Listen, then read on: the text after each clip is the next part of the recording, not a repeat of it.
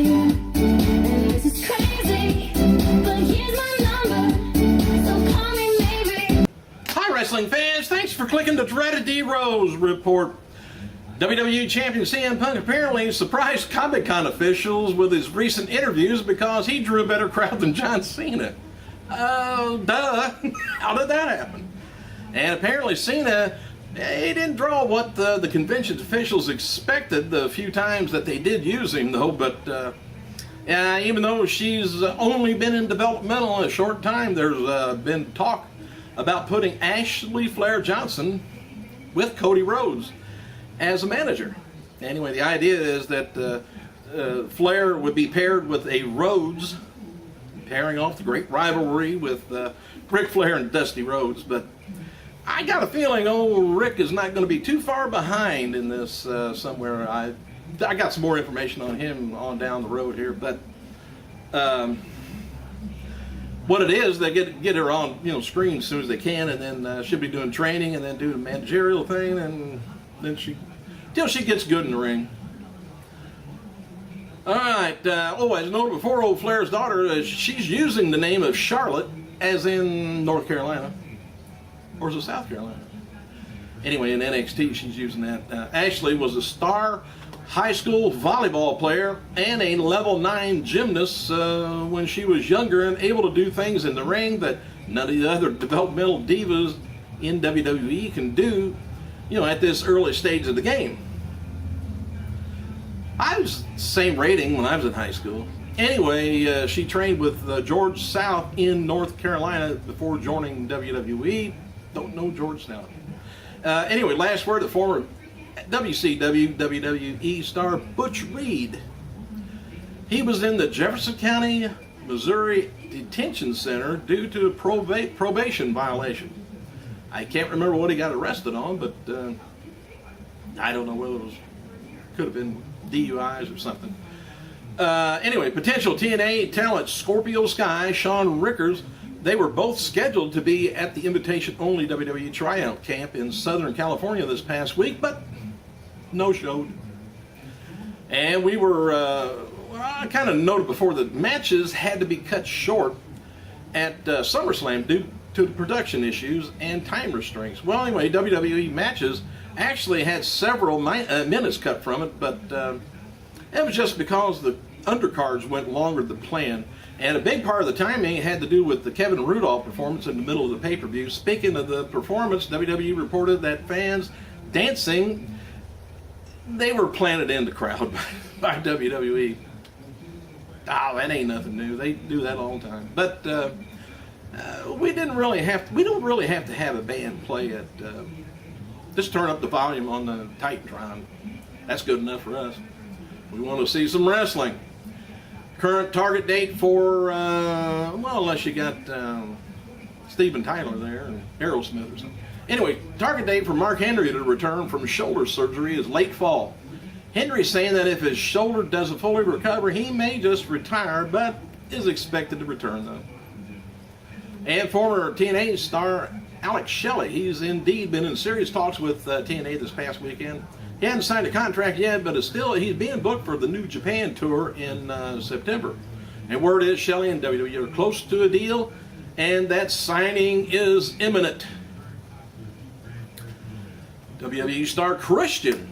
This is another one of those switching things out routine that WWE and TNA did. But anyway, he's going to be at Bound for Glory pay-per-view for TNA to induct Sting into the Hall of Fame. Christian is working Bound for Glory as the second part of the deal with WWE made to allow Ric Flair to come from TNA over to the Hall of Fame earlier in the year. And there's a push on TNA's side to get Ric Flair to induct Sting, but likely won't happen because of the lawsuit against WWE where Flair is named. It's a silly lawsuit, but if they think they get something out of it. But Flair's non-compete clause with TNA on September 6th, as it was a 120-day non-compete. Normally it's only like 90 with the WWE, but oh well. even if there wasn't an ongoing lawsuit named Flair could still not have worked the 1000th Raw because of that. And with the lawsuit up in the air, WWE's kind of afraid to move in any direction as far as contacting Flair to bring him back in. So they're going to wait till it's over. And there's a feeling Flair and Matt Morgan would both be in WWE right now if the lawsuit wasn't going on. I got time to wait on Matt Morgan, so... Hey, while Alberto Del Rio, he's stated he wants to leave WWE in a few years and retire. He recently did an interview where he would like to stay for 10 to 15 more years, as long as WWE will keep him. Well, back to the why, I don't know, man. That's a few years, and then almost 10 to 15. Ooh. Olympia champion Diana Lopez is looking to negotiate a deal with WWE. She competed in this year's game in London in the Taekwondo at 125 pounds. She won a bronze medal in 2008, but didn't take place this year. She's from Sugar Land, Texas. And new advertisements upcoming for SmackDown Live events has Randy Orton being booked with Sheamus and Del Rio in three-way matches, an exception for a period where he's away shooting the 12 rounds Reloaded movie. Orton will remain in the main event picture, but don't expect him to win a belt yet. And WWE great Muta pitched an idea to team with Ric Flair for September 23rd an All Japan Pro Wrestling show. Sides couldn't come to financial terms because of the state that All Japan is in right now. So the most they were willing to offer for the match was $15,000. I'm on my way if Ric Flair's not, but hey, expect Santino Marella to get his rematch WWE U.S. title against Antonio Cesaro at Night of Champions. No word yet about the Intercontinental match. Will be, but the rest of the matches look to be like CM Punk versus John Cena for the title, Sheamus versus Del Rio for the world title, Caitlyn versus Layla for the Diva title, four-way tag team match with Kingston Truth versus Usos versus Primo Epico versus O'Neal and Young. A lot of weight in the ring. And many people speculate that Miss USA, haven't said her name for a while, 2010, Remy Faki. Can't help it. Who participated in Tough Enoughs last year, was brought in as celebrity guest at WrestleMania 28. No, wait a minute. 18, my fault, that week. Anyway, would have a WWE contract waiting for her, but she opted for a professional wrestling career. However, she says that's not the case. When asked on Twitter whether she's going to be joining the organization again, she says, they don't want me. Oh. I do.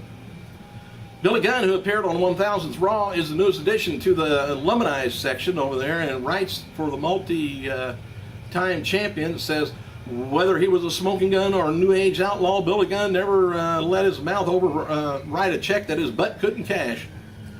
They never did say he was Mr. Ass. I can't say that word, probably.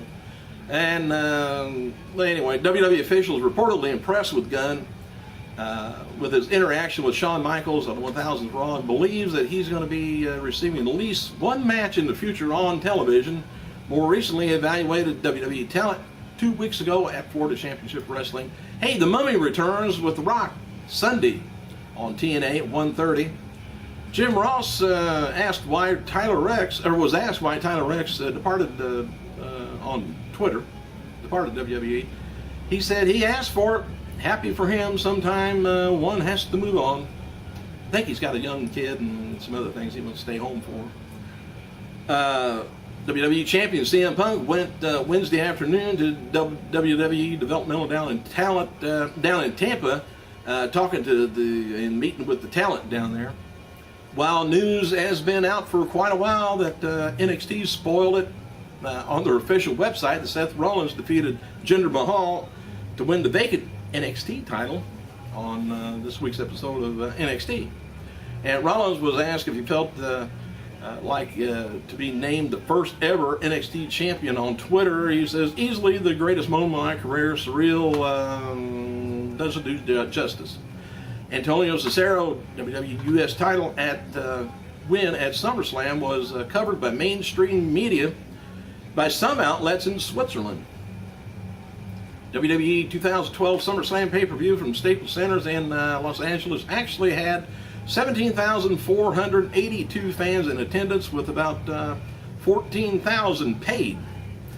That sounds like 3,000 sneaked in or got a free ticket. I'm about done, hang on. We noted before that there was, it came out that Charlie Sheen had a family night of, partying, I guess, at SummerSlam that was planned months in advance. While the party, Sheen was asked about working SummerSlam and joked that it would cost WWE a ton of money to get him to do it. Several WWE sources report that WWE has still interest in getting Sheen to work an angle in the future pay-per-view, possibly WrestleMania 29. And they've been known to give out tons of money, but I don't know if Sheen would be worth it or not. Thanks for clicking, you guys. I gotta go.